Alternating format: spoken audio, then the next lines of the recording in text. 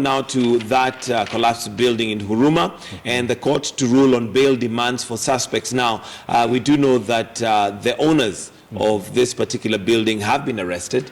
We also have some county officials who are also been arrested, of course, to give answers as to why the building was still in use, despite the fact that it had been given an order to be demolished. Certainly so, and I think it is so unfortunate.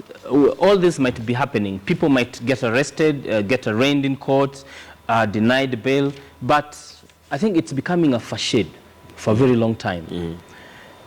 Kenyan system, particularly in the construction, we are very weak on regulations and enforcement.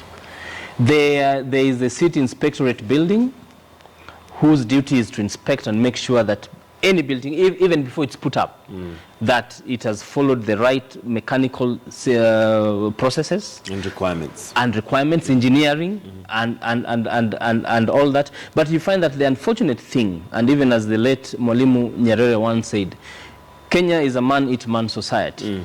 There is so much of the profit motive.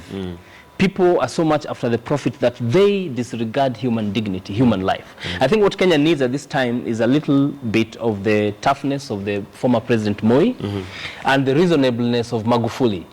Because in that will be able to make sure that if you are found to neglect human safety and endanger human life, then you have to face the full consequences of the law. Absolutely. Yeah. And well, we're waiting to see. We do know that Governor Evans Kidero, when he was interviewed just after this happened, he said that come Wednesday, which is today, there are people who are going to be fired, and we'll wait and see whether that's going to be done. And it's not just about firing them, but it's ensuring that it is maintained and the rule of law is really maintained. Because at the end of the day, even next to this building, there may be other buildings that were condemned. And the question is, are they still standing? Certainly, certainly. Still there?